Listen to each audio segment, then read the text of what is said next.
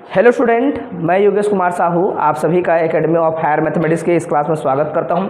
प्यारे विद्यार्थियों, पिछले क्लास में हम लोगों ने ये जो सिंप्लेक्स मेथड का पहला क्वेश्चन है वो हमने चालू कर लिया था, याद है आप लोग को? ठीक है, और मैंने थ्योरी लिखवा ली थी, आप थ्योरी लिख लेंगे। पहला जो है स्टेप लिख सकता हूँ ऐसा, स्टेप नंबर क्या है बेटा? फर्स्ट है। स्टेप नंबर फर्स्ट क्या है? Standard form. स्टैंडर्ड फॉर्म में करना क्या होता है, आप थ्योरी जरूर लिखिएगा। वो सभी थ्योरी जो आप लिख सकते हो या तो बुक से चुराइएगा या फिर मैंने जो लिखवाया है वो नोट से लिखिएगा, है ना। ऐसा हर क्वेश्चन में लिखना जरूरी नहीं है। आगे के अगर 100 क्वेश्चन भी बनाते हो बीगेम का, चाहे टू फेस का, चाहे और एक मेथड आएगा डुअल सिंप्लेक्स का, तो बार बार लिखने की ज़रूरत नहीं है। आप अपने कॉपी में लेकिन पेपर में लिख सकते हो, ठीक है। तो यहाँ पर बताना है इंट्रोड्यूसिंग सिलेक्ट वेरिएबल, 2 है तो 2 S1 और S2, वो सब चीज़ इंट्रोड्यूस करने के बाद जो है फिर से आपको क्या करना है, नया LPP कन्वर्ट करना है। Maximize Z equal to 3x1 plus में 2x2 प्लस में 0s1 प्लस में 0s2, ठीक है। आ गया बात। सब्जेक्ट टू कांस्टेंट में क्या करना है, क्या लिखा मैंने, समझ आया? जो नया कांस्टेंट इंट्रोड्यूस किया जाएगा उसका कोफिशिएंट 0 लिया जाता है। सब्जेक्ट टू कांस्टेंट में पहला x1 प्लस में क्या x2 और प्लस में यहाँ पहला कांस्टेंट जो है पहला कांस्टेंट में पहला सिलेक्ट वेरिएबल जुड़ा होगा जिसका नाम s1 है, इक्वल टू 4 होगा। इसी प्रकार से x1 माइनस में x2 प्लस में क्या s2 इक्वल टू 2 होगा। और ये जो है x भी फ्यूचर में कहा जाता है इसको, ठीक है। इनिशियल बेसिक फिजिबल सॉल्यूशन क्या है? Initial basic feasible solution. तो इसको पाने के लिए क्या करना पड़ता है हम लोग को? ये तो स्टेप नंबर फर्स्ट हो गया, है ना। और यहाँ पर एंड करके और लिखना जरूरी है। x1 x2 s1 s2 सभी के सभी क्या होते हैं? नॉन जीरो होते हैं, ग्रेटर देन इक्वल टू 0 होता है। ये सभी बातें हमने कर लिया था, याद है आप लोग को? और हमने हाईलाइट किया था इनिशियल बेसिक फिजिबल सॉल्यूशन, है ना। आप पूरा लिख लेंगे, ठीक है। इनिशियल बेसिक फिजिबल सॉल्यूशन मिलता क्या है? If we put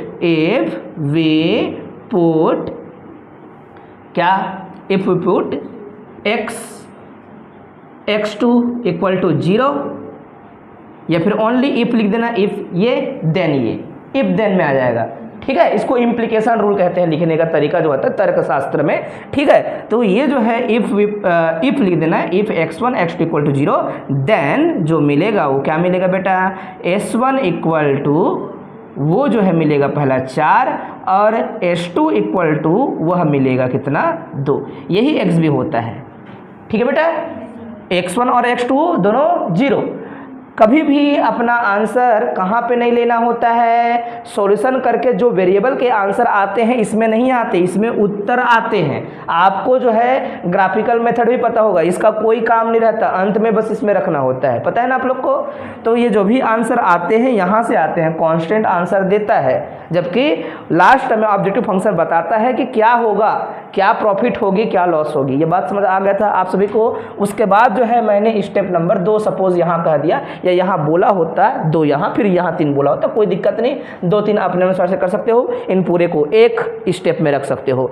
step number 2 में क्या रखना है बेटा? इसको क्या बोलते हैं हम लोग? Initial simplex table. हम दोबारा रिवीजन कर रहे हैं ताकि कोई भी गलती ना हो, ठीक है। Initial simplex table.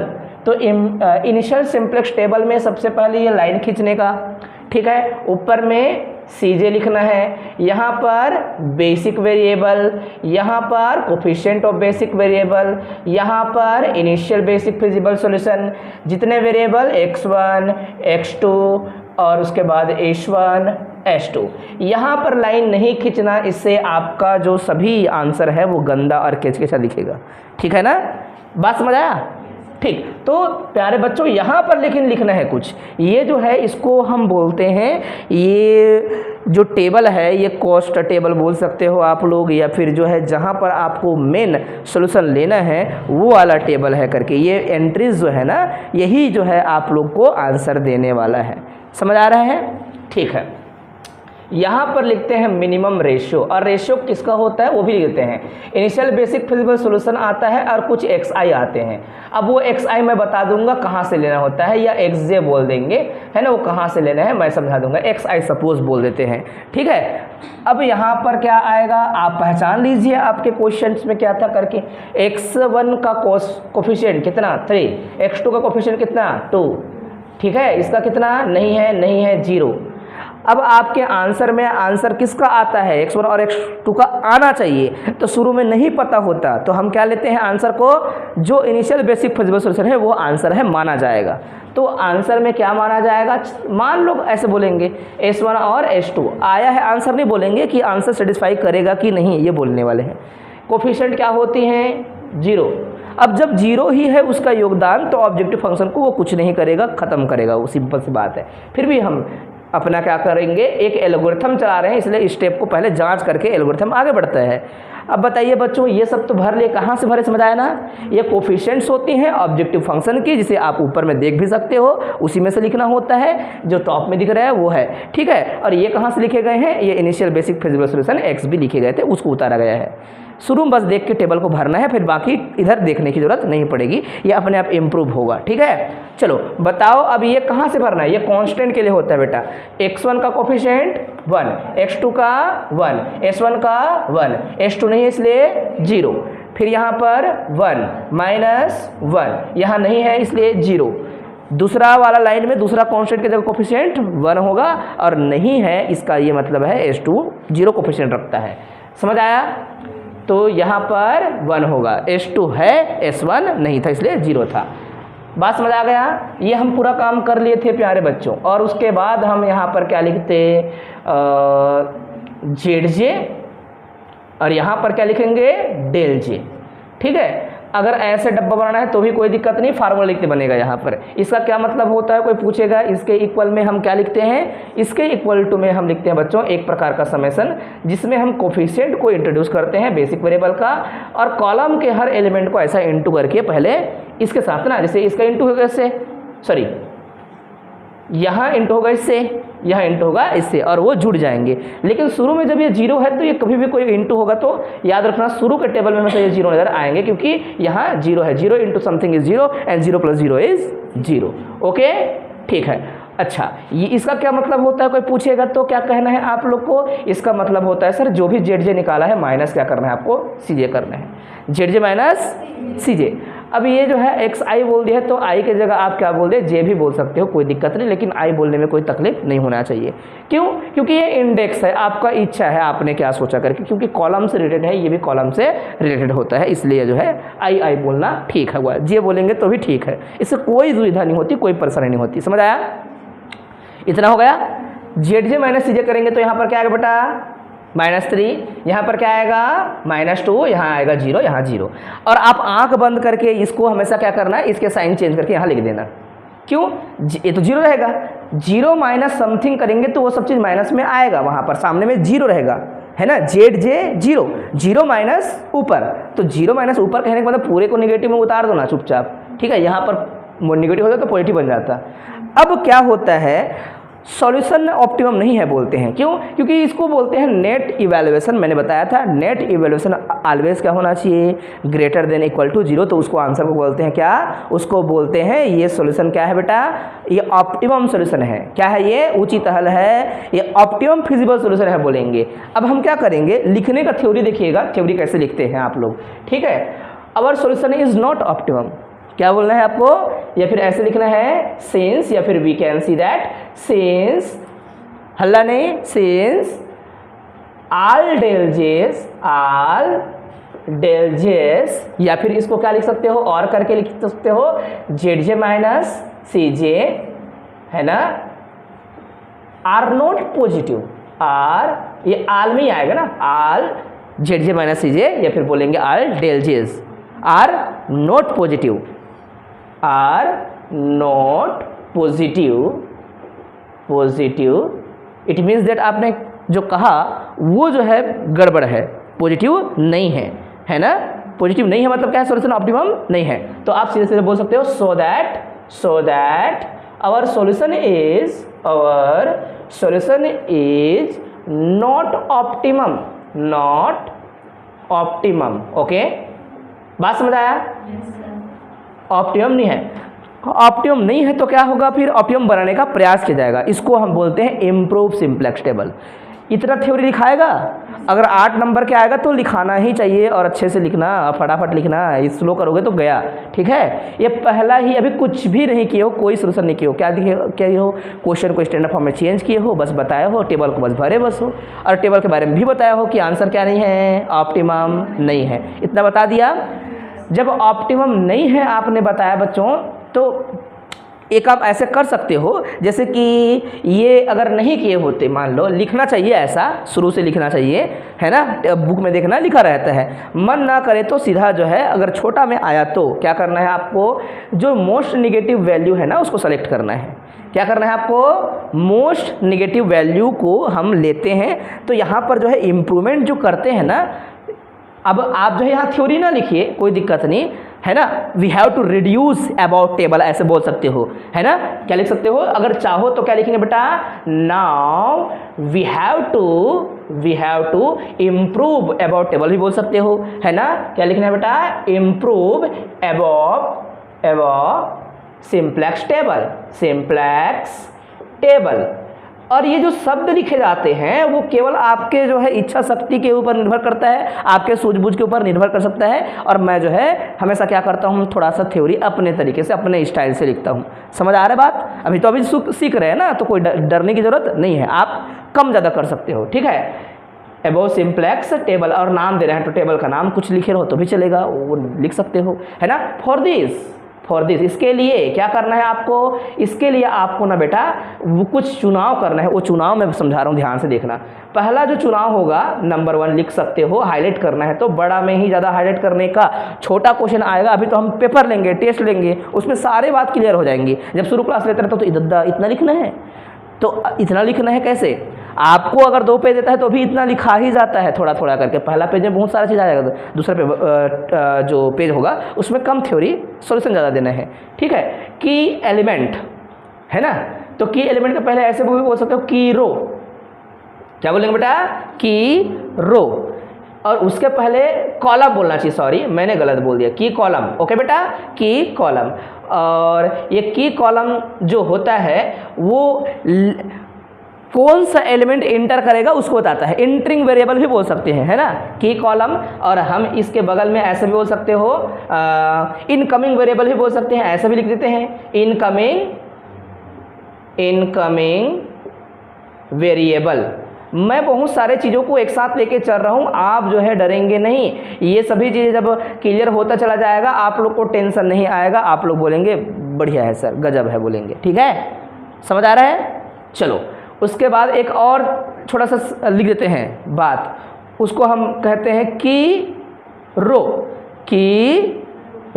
तो ये जो की रो है वो क्या है, वो क्या बताता है, तो मैं बोलूँगा ये लिविंग वेरिएबल, या फिर मैं लिखूँगा इसको आउट गोइंग, एक ही मतलब है, आउट गोइंग जाने वाला या छोड़ने वाला। लिविंग वेरिएबल बुक में लिखा रहेगा, या कई बार आउट गोइंग वेरिएबल लिखा रहेगा। ठीक है, तो भी आप वही मानेंगे, आउट गोइंग वेरिएबल भी वही है और लिविंग वेरिएबल भी वही है। इसको इंटरिंग वेरिएबल बोलेंगे या फिर इनकमिंग वेरिएबल बोलेंगे, आने वाला है और एक जाने वाला है, वो भी हम पहचानेंगे। उसके बाद एक चीज़ और लिखेंगे छोटा सा, यहाँ पर लास्ट है की एलिमेंट। ये कब लिखा जाना है सब चीज़, जब बहुत ज़्यादा आपको नंबर मिल रहा हो एक क्वेश्चन में।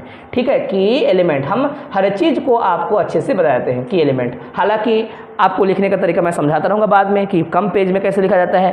की एलिमेंट, ये 3 बातें आपको हाईलाइट करनी है कोई चीज़ को इम्प्रूव करने के लिए। यहाँ पर जब सिंप्लेक्स का ही क्वेश्चन दे तो ठीक है, उसमें ज़्यादा लिखेंगे, लेकिन बाकी जगह पर जब सिंप्लेक्स इस्तेमाल करेंगे वहाँ पर लिखेंगे नहीं, हम सीधा सीधा काम करेंगे। इतना सब चीज़ दिख रहा है, अपने मन में बोलेंगे। अब दिखाते हैं आपको क्या क्या करना है। ये जो है ना बेटा, शुरू में जो मोस्ट निगेटिव वैल्यू होता है, उस मोस्ट निगेटिव वैल्यू में जो कॉलम है उस कॉलम को कहते हैं क्या, उस कॉलम को कहते हैं इनकमिंग वाला कॉलम, या फिर की कॉलम, या इनकमिंग वेरिएबल। वेरिएबल कौन है बेटा, x1 है यहाँ पर छुपा हुआ, वो पहले आएगा, वो पहले पता चलता है, फिर जाने वाला बाद में पता चलता है। जाने वाला कब पता चलेगा वो मैं दिखाता हूँ किस तरीके से दिखता है। पहले तो ये पहचान लिए, जो यहाँ पर अगर 7 रहता -7, तो -7 में कौन सा की एलिमेंट हो, की कॉलम कौन सा होता है बेटा, ये दूसरा वाला होता है ना। यहाँ है मोस्ट निगेटिव मतलब ज़्यादा निगेटिव, ज़्यादा निगेटिव। जो संख्या के आगे निगेटिव रहेगा, संख्या बड़ा है मतलब निगेटिविटी भी उसकी बड़ी है। ये बात समझ आया? कोई दिक्कत तो नहीं किसी को, कोई प्रॉब्लम तो नहीं है किसी को, पक्का ना? हाँ जी। तो ये जो है ये की कॉलम मतलब या फिर इनकमिंग वेरिएबल सीधा लिख सकते हो, जिसे रिलेटेड है वह है x1। ठीक है, क्या है वो? x1। ऐसे आप लिख सकते हो। वो वर्ड जो आता है ना कि कॉलम बोल रहे होते हैं, एक्चुअल में हमारा मेन हेडिंग तो केवल बेचारा कौन होता, ये जो है ना इनकमिंग वेरिएबल नाम ही होना चाहिए था। ठीक है, कोई दिक्कत नहीं, लेकिन सब चीज़ एक साथ कवर हो रहा है समझाने के लिए। आउटगोइंग वेरिएबल नहीं पता सर बोलना है, पहले नहीं पता चलता। वो कैसे पता चलेगा बेटा? मिनिमम रेशियो से पता चलेगा। जो भी हमारे पास क्या होता है, जो की एलिमेंट वाला जो कॉलम होता है ना, उस एलिमेंट को हमेशा किससे डिवाइड करते हैं? यहाँ पर हमने गलती से क्या लिखा है बेटा? 4 लिखे, ये क्या है? 2 है। तो देखिएगा यहाँ पे जो भी एलिमेंट रहेगा उसको हमेशा क्या करना है? डिवाइड करना है। किस पर डिवाइड करना है? XB पर। इसको बोलते हैं मिनिमम रेशियो। जो रेशियो मिनिमम आएगा, रेशियो का मतलब समझ आ रहा है, डिवाइड करने से जो आया वही रेशियो कहलाता है। तो इसको डिवाइड करूंगा 4 को 1 से, 4 को 1 से कितना आएगा? 4 ही आएगा। 2 को 1 से डिवाइड करूंगा तो कितना आएगा? 2 आएगा। छोटू कौन है इसमें से? है ना, जो छोटा रहेगा वो जो कॉलम जो रो है, इस रो को क्या कहा जाता है? की रो में क्या लिखेंगे आप लोग? H2, मतलब H2 जगह छोड़ेगा और H2 की जगह कौन आएगा?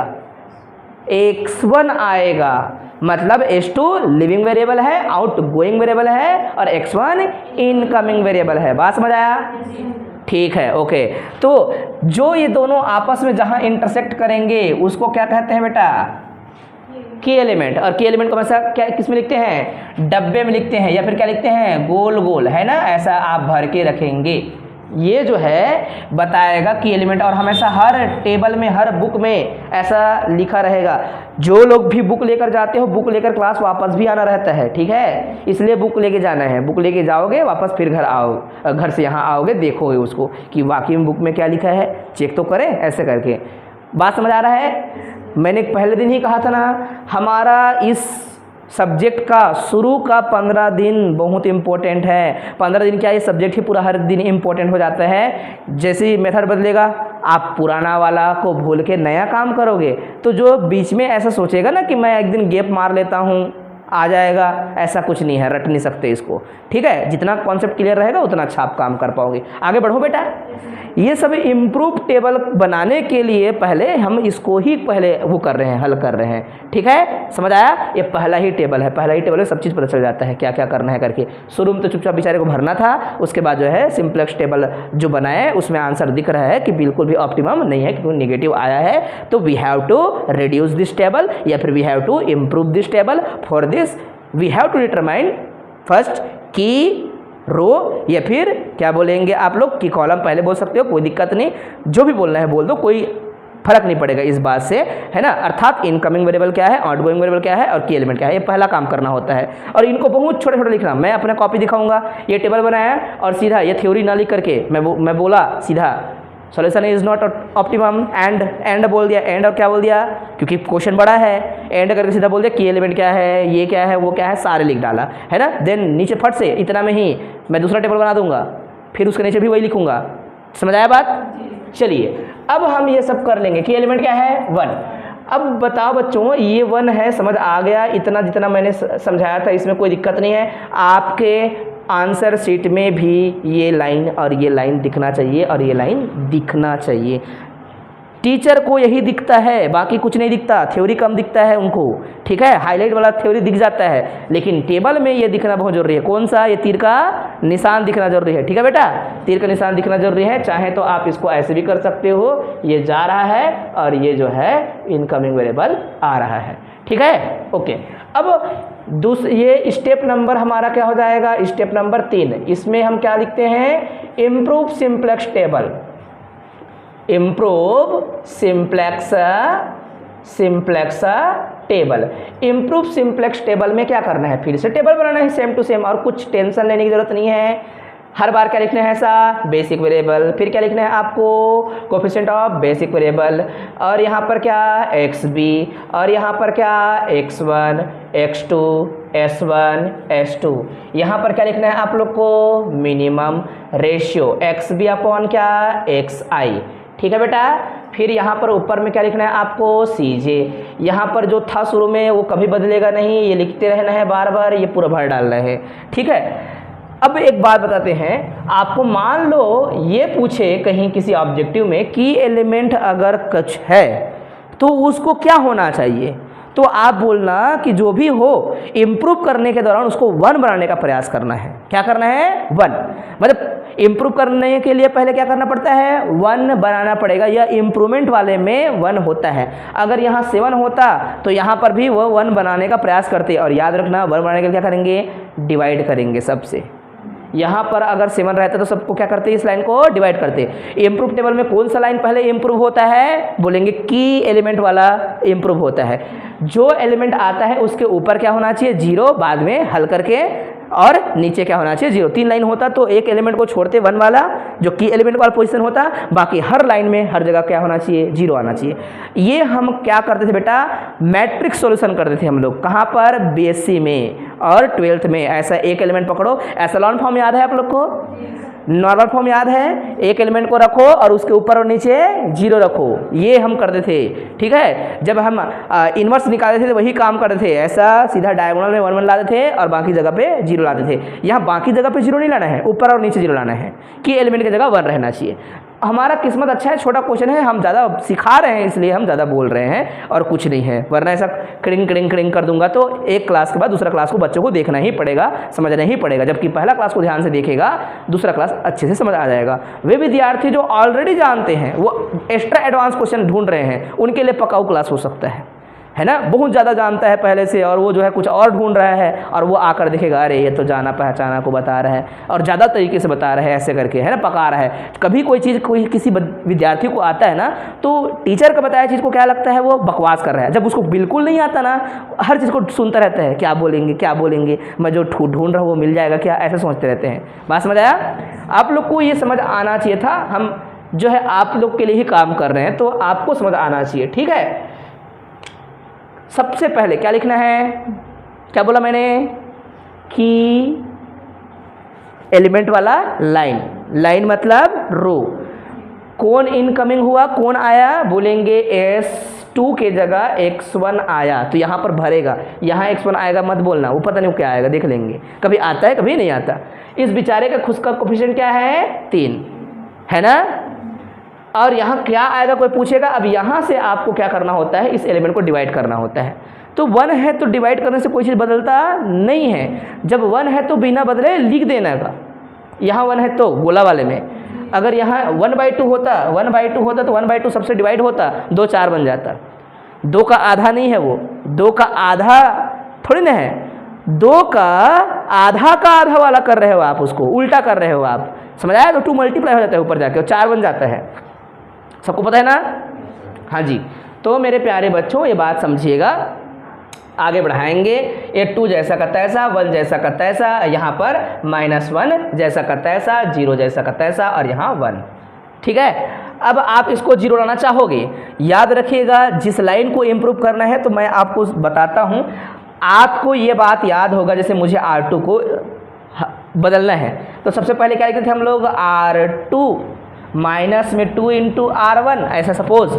ये R1 कब, जब यहाँ ऑलरेडी 1 होता था, की एलिमेंट होता था 1, और वहाँ पर यहाँ इसको चेंज करना है, नीचे वाला चेंज करना है। जिसको चेंज करना है वो पहले रहता है, अब बाद में सब की वाला रहता है, ये भूलना नहीं। सेम टू सेम कौन सा, पूरा का पूरा आपका मैट्रिक्स सॉल्यूशन है, और वहाँ पर आपके बुक में लिखा भी रहता है, ये जो है आपका कोफिशिएंट मैट्रिक्स कहलाता है, ये वाला।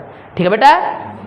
तो ध्यान से देखो, आप जो है ये लाइन को इम्प्रूव करोगे, सिंपल सी बात है बच्चों, 1 - 1 करो, यहाँ पर कभी टेंशन लेना नहीं है। यहाँ 2 रहता तो 2 - 1 करेंगे, 1 रहता तो कोई टेंशन नहीं है, सीधा सीधा घटाने का, ऊपर वाले से नीचे वाले घटाना है, और 0 आ जाए ये करना है। ये बात समझिएगा, 0 कैसे आएगा, यहाँ 2 रहता तो क्या करते आप लोग, 2 रहता तो आप लिखते ये 2 माइनस में 2 × यही 1 रहता, मतलब आपका लाइन समझना पड़ेगा, और ये रफ में लिखना है आप लोग को। कहाँ लिखना होता है, रफ में। अभी नहीं चाहेंगे रफ में लिखना, क्योंकि सीधा ये 1 1 माइनस 0 हो जाता है, तो आप इनको हटा ही देंगे। 2 माइनस 4 सॉरी 4 माइनस 2। अच्छा, यहाँ क्या रहेंगे, कभी भी और चेंज नहीं करना है, एक ही बार में एक टेबल में एक ही वेरिएबल चेंज होता है, ठीक है। तो ये जैसा तैसा रहेगा। यहाँ कोफिशिएंट कितना 0, 4 माइनस 2 कितना 1 माइनस 1 कितना 1 माइनस 1 कितना 2, 1 माइनस 0 कितना 1, 0 माइनस 1 कितना हो गया।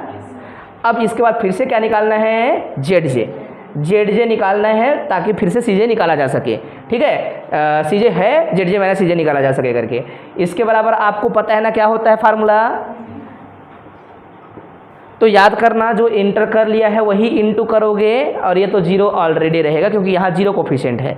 जितना बार इंटर करता है उतना बार जो है ना चीज़ें एलिमेंट जो है यहाँ पर कोफिशिएंट लेके आता है, तो यहाँ के एलिमेंट को वहाँ पर भी इंटू करके ऐड करना पड़ता है। मेरा किस्मत अच्छा है कि एक ही इंटर किया हुआ है, तो मैं इससे करस्पॉन्डिंग एलिमेंट को इंटू करूँगा। क्या आएगा, बोलो ना 3। अगर 3 प्लस में यहाँ पर 0 इंटू 0 करूँगा तो 3 प्लस 0 करना है। फार्मूला देखिएगा, फार्मूला ऐसा है बच्चों, सी बी एक्स आई करूँगा तो ये जो है C1 है मान लो, इंटू ये करूँगा, प्लस करूँगा, फिर ये करूँगा। ये क्या बात है, ये करने की ज़रूरत नहीं है क्योंकि यहाँ 0 कोफिशिएंट है। किसी भी एलिमेंट को इंटू करेगा तो अपने आप में 0 बना ही लेगा, ये बस परिवर्तन करेगा। तो क्या ऐसे करना समझदारी वाली बात होगी, ये करो, -3 करो, 0 करो, और यहाँ पर 3 करो, हाँ कि ना, क्योंकि ये तो 0 इंटू समथिंग करेगा और किसी के साथ ऐड होता है 0, तो चीज़ों को बदलता नहीं है। दूसरा टेबल में भी अगर कोई फास्ट करना चाहेगा तो सीधा इस एलिमेंट को देख के क्या कर सकता है, वो कर सकता है। अगर कोई नॉन जीरो एलिमेंट और रहता तो वो जो है उसके साथ इंटू करके जोड़ के काम कराते। समझ आया कि नहीं। मान लो यहाँ पर 1 होता तो आप यहाँ तो भले 0 लिख देते, 0 इंटू 1 0, 3 प्लस 1 सॉरी 3 प्लस 0 3, यहाँ पर लेकिन अलग होता क्योंकि 1 इंटू 2 2, फिर क्या आता -3 प्लस 2 मतलब 1 आता। समझ आया। अगर 1 होता तो बोल रहा हूँ, नहीं है ना होगा, हाँ कि ना, पक्का। मोस्ट निगेटिव वैल्यू कैसे आएगा, इसको मत बोलना, डेल जे को बोलना। डेल जे मतलब क्या होता है, जेड जे माइनस सी जे, जेड जे माइनस सी जे। हर जगह लिखना चाहो तो, जगह ज़्यादा हो तो जेड जे माइनस सी जे डायरेक्ट लिख ही देना, कोई दिक्कत नहीं है, ठीक है। लेकिन मैं नहीं लिखूंगा तो समझ जाना जेड जे माइनस सी जे है। क्या आएगा बच्चों, 0। क्या आएगा। अब एक बात और बताते हैं, सभी चीज़ें ऑब्जेक्टिव के लिए है, ये कई बार आ चुका है, हर बात मैं समझा रहा हूँ, सब ऑब्जेक्टिव में ही यही दिखेगा। जिसका कॉन्सेप्ट जितना अच्छा है उसका ऑब्जेक्टिव उतना ही अच्छा, क्योंकि इसमें कोई ऑब्जेक्टिव ऐसा नहीं है कि पढ़ के जाओगे भाई इतना मैथ्स है, उसमें से क्या ऑब्जेक्टिव आएगा, मैथ्स में से मैथ्स ऑब्जेक्टिव आता है, कॉन्सेप्ट आएगा। तो कोई एलिमेंट जब इंटर कर जाता है तो उसका नेट इवैल्यूएशन हमेशा 0 होते हैं। यहाँ पर देखो ये दो बेचारे थे, जब कोई बेसिक वेरिएबल के अंदर एपियर हो, वो अपने आप को रखे, है ना, तो हमेशा नेट इवैल्यूएशन क्या होता है, उसके नीचे में 0 दिखाई देगा। जो एलिमेंट आता है उसके नीचे हमेशा नेट इवैल्यूएशन क्या आता है, 0 रहते हैं। कभी पूछ दे ऑब्जेक्टिव में कि कोई एलिमेंट जो है बेसिक वेरिएबल में है तो उसका नेट इवैल्यूएशन क्या होगा, आप बोलना खट से 0 ही होगा बोलना। हाँ, लेकिन आपको यह पूछे कि ऑप्टिमम सॉल्यूशन के लिए सारे डेल जे को नेट इवैल्यूएशन को कैसा होना चाहिए, आप बोलेंगे ग्रेटर देन इक्वल टू 0 होना चाहिए, है ना, पॉजिटिव नॉन जीरो पॉजिटिव होना चाहिए बोलेंगे, ठीक है। नॉन जीरो पॉजिटिव होना, सॉरी नॉन जीरो नहीं बोलना चाहिए, पॉजिटिव होना चाहिए बोलना चाहिए, सॉरी गलत बोल दिया हमने, नॉन जीरो नहीं, 0 हो सकता है। यहाँ पर क्या आएगा कोई बताना चाहोगे, -5, क्यों, -3 जेड जे माइनस सी जे, -3 -2 मतलब 0। यहाँ पर कितना आएगा, 3 आएगा। ये दोनों जो है देखो ध्यान से बिल्कुल भी टेबल में नहीं थे वहाँ पर, इसलिए क्या है नेट इवैल्यूएशन नॉन जीरो है। और जो थे कौन कौन है, S1 है और S2 है, तो देखो उसके नीचे 2 बार 0 आया है। जो बेसिक वेरिएबल में होते हैं उसके नीचे नेट इवैल्यूएशन 0 ही आते हैं। ये बुक में लिखा नहीं रहेगा मेरे प्यारे बच्चों, समझ आ रहा है ना। लेकिन ऑब्जेक्टिव की संभावना फुल है, सभी को ये बात याद रखना है, ठीक है। और गलती पहचानने का ये तरीका भी है, ओके। हेलो, आया बात समझ। अभी तो बार बार करोगे आप लोग, कई तरीके से करोगे।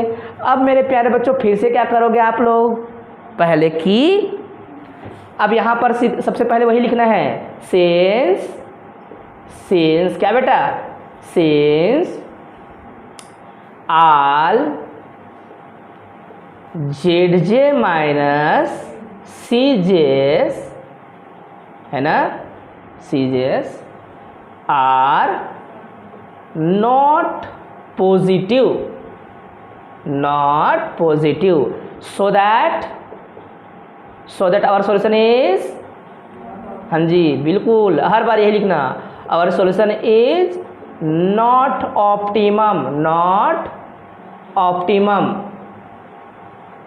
ऑप्टिमम, ठीक है। एंड फ्रॉम अबोव टेबल ये पूरा लिख डालना। पहला क्या लिखना है आपको, इनकमिंग, ठीक है, कम लिखते चले जाना है। अब दूसरा में क्या लिखना है आपको, आउटगोइंग वेरिएबल, ठीक है, हैंड राइटिंग पे नहीं जाना, वेरिएबल। फिर क्या लिखना है आपको, की एलिमेंट। पहला दिन में पहला ही एक ही क्वेश्चन बताते हैं अच्छे समझाते हुए, वरना पहले दिन मैं भड़ चलूँगा, आप लोग जो है ना नहीं, दूसरा दिन फिर पूछोगे तो नहीं। और जबकि हम कल के क्लास में 2 क्वेश्चन करेंगे, किसी दिन 3 क्वेश्चन करेंगे, फास्ट चलेंगे, ठीक है, क्योंकि मुझे बार बार बोलना नहीं पड़ेगा, क्योंकि हर विद्यार्थी जो पहला क्लास देख के आएगा दूसरा क्लास में उसको समझाना नहीं पड़ेगा, हम फास्ट चलेंगे, आप सभी फास्ट करोगे, इसलिए मैं आप लोग को बार बार क्लास आने के लिए बोल रहा था। अब बताइए इनकमिंग वेरिएबल क्या होगा, फट से बोलो जल्दी बोलो, अरे मुंह खोलना आना चाहिए, हाँ बोलो ना, कैसे लेजी टाइप के, इसलिए हाँ बोलो।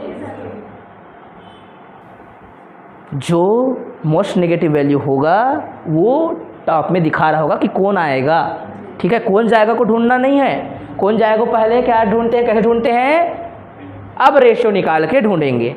अगर कोई निगेटिव हो, और याद रखना कभी ऑब्जेक्टिव में पूछ दे, मिनिमम रेशियो हमेशा क्या होना चाहिए, ग्रेटर देन इक्वल टू 0 होना चाहिए, समझ आया, ग्रेटर देन इक्वल टू 0, और फाइनाइट होना चाहिए। अगर ऐसा हुआ, इनफाइनाइट आएगा, कैसे इनफाइनाइट आएगा, जब भी यहाँ 0 हो तो यहाँ पर ऐसा डेस लगा देना, क्यों, समथिंग अपॉन 0 इज इनफाइनाइट, वो कभी मिनिमम होता ही नहीं है।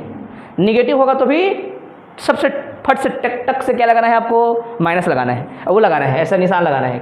यहाँ कभी भी क्या नहीं लगाना है, मिनिमम नहीं खोजना है, वरना निगेटिव वाला तो मिनिमम ही आएगा, पॉजिटिव वाला हमेशा मैक्सिमम ही आएगा, ठीक है, पक्का, हाँ। जबकि मुझे मिनिमम लेना है, फिर बच्चा बोलेगा अब इसको लिप कराओ, जो इंटर के थे कैसे लिप कराओगे फिर से वापस उसको, वरना मिनिमम तो यही चाहता, ये तो पॉजिटिव आएगा, कितना आएगा ये पॉजिटिव, क्यों, जो कि कॉलम रहता है उस एलिमेंट को हमेशा XB से डिवाइड करना है, यहाँ लिखा है यहाँ, है ना, सबको बटबट देखना है आँख खोल के कि हर स्टेप में वही कर रहे हैं, बस हर स्टेप में इम्प्रूव कर रहे हैं, और कितना इम्प्रूव करना है याद रखना है, स्टेप को क्या क्या कर रहे हैं ध्यान से देखते रहना है आप लोग को, ठीक है, पक्का सबको समझ आया है। मुझे बताइए आउटगोइंग वेरिएबल क्या है, बोलो ना, ये तो नहीं होगा ना मिनिमम, यार रिप्लाई नहीं आ रहा है, एकदम लेजी बात करते हो आप लोग, कौन होगा, आप बोलेंगे S1, ये तो है ही नहीं ना इधर, तो आप सीधा बोलोगे क्या, S1, भाई एक ही एलिमेंट है, ये तो एलिमेंट है ही नहीं, तो यही एक रहेगा, तो एक ही को चुनाव करना होता है, ये की रो सॉरी ये क्या है, की रो है और ये की कॉलम है, दोनों जहाँ इंटरसेक्ट करते हैं वो क्या कहलाता है, की एलिमेंट कहलाता है। की एलिमेंट को हमेशा डब्बे में लिखा जाता है, हो गया बात, ठीक है, फिर से बोल रहे हैं, सबसे पहले क्या देखना होता है कि कॉलम, कि कॉलम में क्या होते हैं, मोस्ट नेगेटिव वाला, अगर यहाँ -9 होता तो -9 चुना जाता, यहाँ तो नहीं हो सकता था, यहाँ हो सकता था, -9 होता तो यहाँ चुनते, ठीक है भाई, तुम्हारे पास 2 ही वेरिएबल है, वो छोड़ चुका है, वो आएगा ही नहीं, नॉनसेंस बात नहीं करनी है, S1 जा चुका है, वो है भी नहीं, तो उसको बार बार इम्प्रूव नहीं करते, S1 की बारी है, S2 जा चुका था, है ना, पक्का। अब ये जो है आगे लिखा जाएगा, उधर लिखेंगे, उधर फोटो खींच चुके होंगे तो कोई दिक्कत नहीं है, वो हो गया है, हाँ वो सबसे शुरू में हो जाना चाहिए। जब ये जो है बेटा कंप्लीट हो जाए तो तुरंत जो है बिना कहे फ़ोटो खींच के रखना है, रुकना नहीं चाहिए काम। ठीक है, चलिए ये सभी क्वेश्चन ही थे, ये कम कर सकते हो चाहोगे तो। अब मैं यहाँ पर फिर से क्या लिखूंगा बेटा, फिर से क्या बनाऊंगा, टेबल। सबसे छोटा क्वेश्चन में अगर 3 टेबल बन रहा है तो सबसे बड़ा टेबल में कितना बन सकता है, मैक्सिमम 5, है ना। हो सकता है ज़्यादा भी हो सकता है ना। तो लेकिन हमने कभी भी 4 3 इससे ऊपर टेबल ज़्यादा नहीं देखा है ना। वैसे क्वेश्चन आते हैं और आएंगे भी एकदम अटपटा सा, तो बिल्कुल भी नहीं बनाना है। ठीक है, पहले जितना जानते हो उतना बनाना है, क्योंकि पता चला आधा घंटा क्वेश्चन बना रहे हो, आपका आगे का क्वेश्चन छूट गया, आपने बनाया भी नहीं सही। तो इसलिए जो आता है वही पहले बनाना है, फिर बाद में ऐसे क्वेश्चन ट्राई करने हैं। आगे बढ़ाऊँ, फिर से क्या करना है बेटा, फर्स्ट इम्प्रूव टेबल है ये। क्या है ये, ऐसा लिखना था, सॉरी, फर्स्ट इम्प्रूव टेबल। आप लोग सब लोग क्या लिखेंगे, फर्स्ट इम्प्रूव टेबल। बुक में क्या लिखा रहेगा, कई जगह फर्स्ट इटरेशन टेबल। क्या लिखा रहेगा, फर्स्ट इटरेशन टेबल, है ना। ओके, इसको हम क्या बोलेंगे, सेकंड इटरेशन टेबल, या फिर मैं क्या बोलूँगा, सेकंड इम्प्रूव टेबल। फर्स्ट के बाद ये स्टेप नंबर क्या है मेरा, 4 है, मैंने कहा इसलिए ऐसा है। इसको हम लिखेंगे second improve table. Okay, second improve table में क्या करना है, फिर से टेबल ही बनाना है और क्या, फटाफट। आपने सारे काम तो कर ही लिया है, वो वही जो थ्योरी नीचे में लिखा है ना, वही बस याद रहना चाहिए और कुछ नहीं। Basic variable, coefficient of basic variable और एक्स बी, फिर क्या है बेटा यहाँ x1 x2 s1 s2, यहाँ लिखने की ज़रूरत नहीं पड़ेगी। कब लिखते हैं ये सब, जब ज़रूरत पड़ेगा तब। हम लास्ट आ गए हैं मान के चलो, मेरा आंसर आने वाला है, आंसर में ये जो है नहीं दिखता, बना डाले तो छोड़ देना उसको। यहाँ पर क्या आएगा, कोई पूछेगा तो सबसे पहले क्या भरना है, देख भाई तेरा की एलिमेंट किधर है, कौन सा पे है, पहला रो पर, पहला रो को पहले भरा जाएगा, है ना। ये छोटा क्वेश्चन है, पहला रो में पहला भरा जाएगा। उस बेचारे को क्या होना चाहिए, 1 होना चाहिए, है क्या, नहीं। जब इसको इम्प्रूव करके भरोगे तो पहले सब चीज़ को ठीक से समझते हुए भरना। s1 के जगह कौन आएगा, x2 आएगा। cj क्या है, 3 2 0 0। क्यों आया कोई पूछेगा तो यहाँ तो लिखे हो आपने खुद लिखा है कि ये जो है आउटगोइंग है और ये इनकमिंग है, और उसी की जगह को रिप्लेस करके ये आते हैं। अब ऑब्जेक्टिव आपका तब क्लियर होगा जब ये सभी चीज़ें आपका क्लियर होगा। तो हम जो है यहाँ पर क्या लिखेंगे बेटा, इसका कोफिशिएंट 2, है ना। अब ये इतना लिखने के बाद जो है आप क्या करेंगे, ये इसको देखेंगे बेचारे को, 1 होना चाहिए था, है क्या, कितना है ये, 2 है। तो 2 को 1 बनाते हुए लिखना है, और कब बनेगा, बोलेंगे उसी एलिमेंट को उससे डिवाइड करने से 1 बनते हैं, घटाना वटाना नहीं रहता।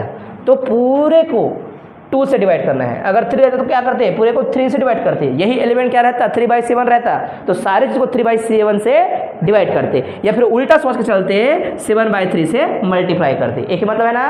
कई बार बच्चे भूल जाते हैं, तो मैं क्या बोलता हूँ, जब फ्रैक्शनल नंबर हो तो डिवाइड करने में दिक्कत होता है, तो पागल है तो पहले बात, सबसे पहले MSc छोड़ना पड़ेगा, ठीक है। और दूसरी बात में आपको जो है भजिया दुकान खोलना पड़ेगा, तब ठीक है, ऐसा मान सकते हैं, है ना। तो अगर कोई फ्रैक्शनल नंबर हो तो उसको क्या करना चाहिए, उल्टा मल्टीप्लाई करना चाहिए, ज़्यादा अच्छा रहेगा, सही है कि नहीं। तो आप जो है समझ गए होंगे बात मैं कहना क्या चाहता हूँ। सबको क्या करेंगे, 2 से डिवाइड करेंगे। यहाँ पर क्या बनेगा बेटा, हाँ बोलो, 1। और यहाँ पर क्या, 0 अपॉन समथिंग इज ऑलवेज 0। 0 का पहला भाग 0, दूसरा भाग 0, सब भाग 0। 2/2, 1/2 दिख रहा है, 1/2 माइनस 1/2, ठीक है। ये भरा गया। तुमको यहाँ पर एलिमेंट को नहीं भरना है, ये बस भर सकते हो। इसको हमेशा कहाँ से भरना है, लिख के रफ में भरना है।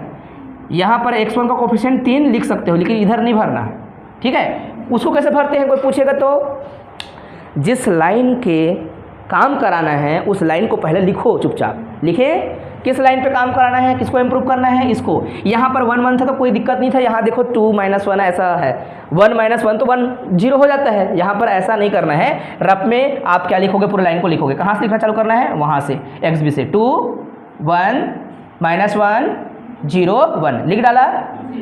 इसी को तो आप रो 2 को इम्प्रूव करना चाहते हो, तो रो 2 माइनस में, भैया इस बेचारे को ना, ये तो अच्छी बात है कि -1 है और की एलिमेंट क्या है, अब 1 बन चुका है। हमेशा की एलिमेंट इधर से अब लेना रहता है इम्प्रूव करने के बाद। ऐसा क्या करोगे -1 के साथ, इसके लिए जोड़ोगे कि घटाओगे कि 0 बनेगा, जोड़ोगे, क्योंकि -1 और +1, समझ आया कि नहीं। ये कब स्थिति बनती है जब 1 है तो मान लो यहाँ पर 2 होता तो क्या करते, -2 होता तो क्या करते, बोलते सर -2 भी आप क्या करो पहले R1 के साथ रो फर्स्ट के साथ मल्टीप्लाई करो और जोड़ो। मान लो ऐसा रहता, मैं बोल रहा हूँ ना, मान लो ऐसा रहता तो क्या करते बेटा, इस लाइन में क्या करते आप 2 का मल्टीप्लाई करते हुए 2 इंटू वो करते हुए लिखते, 2 का मल्टीप्लाई करेंगे। और वैसी भी बात समझ आ रही थी, 2 -2 आपस में डायरेक्टली घटाना ही था। हालांकि ये लाइन ऐसा लिखा जाएगा, लेकिन वही करते वो पुराना वाला, क्योंकि आपस में घट सकते थे इसलिए 2 लिखते और यहाँ पर क्या लिखते 0 लिखते और 2 लिखते 1 लिखते -1 ही लिखते और आपस में दोनों को जोड़ देते तो 0 पैदा होता है ना। डरने का नहीं, बात समझ आ रहा है ना। अभी वो बेचारा 1 बन चुका है, चुपचाप लिख डालो और यहाँ पर क्या मल्टीप्लाई करना है वो छोड़ दो, चुपचाप पहले इसको सोचो लिखो और उसके बाद जो है ना आप अपने तरीके से, यहाँ क्या था बेटा -1 और यहाँ पर क्या है फिर 0। ओह गलत बोल दिया हमने, ये लाइन लिखना है हम लोग को, ठीक है 1 0 और 1/2 और यहाँ पर -1/2। ये क्या किया आपने, के एलिमेंट के नीचे 0 लाने के लिए पहले लिखा, पहले लाइन को जिसको हल करना है पहले ऊपर में लिखा जाएगा, दूसरे लाइन में इस लाइन को लिखा जाएगा। अब सोचेंगे यहाँ पर क्या है, उसके अनुसार से मल्टीप्लाई करके 0 बनाओगे। यहाँ 2 रहता तो 2, 3 रहता तो 3, जो भी रहता 0 बनना चाहिए। तो मैं जोड़ूंगा सीधा सीधा तो 0 बन सकता है, तो मैं कुछ नहीं करूँगा। यहाँ आएगा 3, यहाँ आएगा 1, यहाँ आएगा 0, यहाँ आएगा 1/2, यहाँ आएगा 1/2। जोड़ूंगा तो जी, ठीक है पक्का। लिख दूँ यहाँ पर आंसर क्या है 3 1 0 1/2 1/2।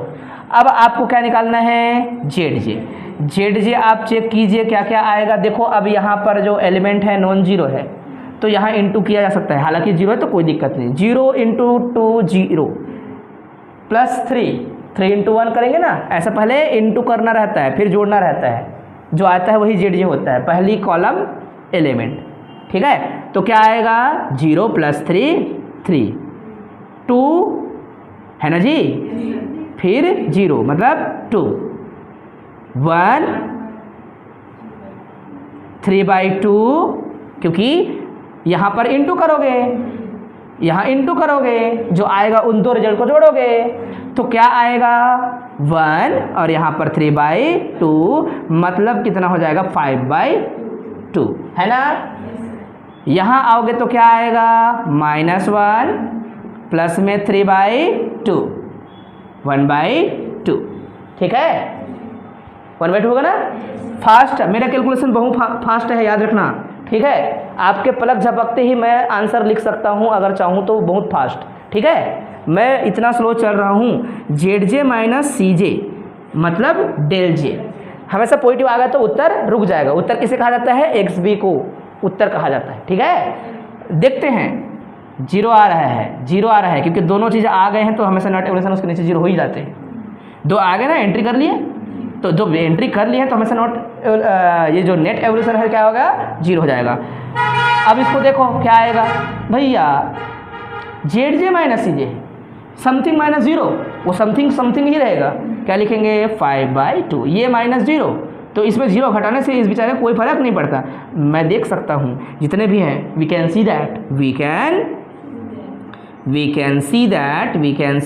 दैट, क्या देख सकते हो आप लोग, आप देख सकते हो ऑल ΔJs है ना are greater than equal to 0, या फिर आप ऐसे भी लिख सकते हो और करके, we can see that ZJ - CJ all ZJ - CJ are greater than equal to 0, so that our solution is बोलो ना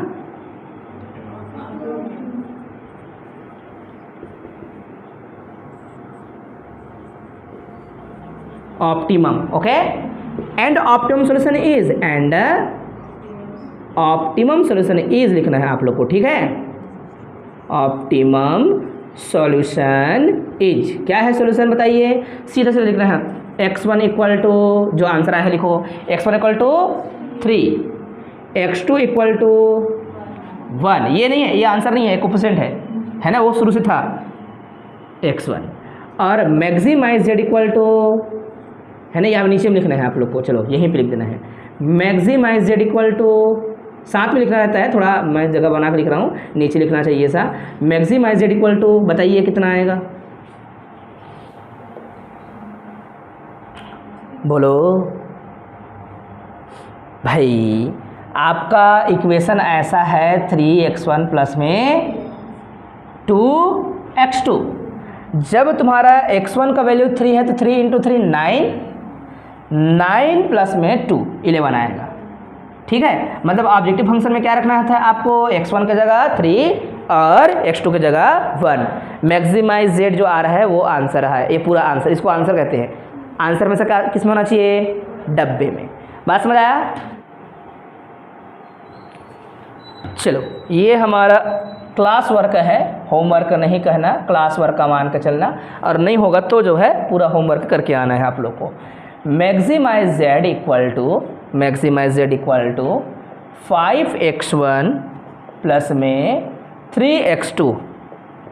ये क्या है बेटा, objective function. Subject to constant में पहला कांस्टेंट है x1 प्लस में x2 less than equal to 2, एक कांस्टेंट। 5x1 प्लस में 2x2 less than equal to 10। तीसरा कांस्टेंट है 3x1 प्लस में 8x2 less than equal to 12। और हमेशा क्या होते हैं, x1 x2 जो है वो हमेशा ग्रेटर देन इक्वल टू 0 होगा। आपको क्या करना है, सॉल्व करना है, सॉल्व फॉलोइंग LPP मान के चलना है आप लोग को। सबसे पहले यहाँ स्टैंडर्ड फॉर्म लिखोगे और इसके बाद ये टेबल बनाओगे, और ये सबका बनना चाहिए, फटाक से टेबल बनना चाहिए, पहला टेबल भराना चाहिए, आना चाहिए, हम चेक करेंगे हर किसी का। ठीक है, हाँ मैं क्वेश्चन मिटाऊंगा, फोटो खींच लो। हाँ क्वेश्चन का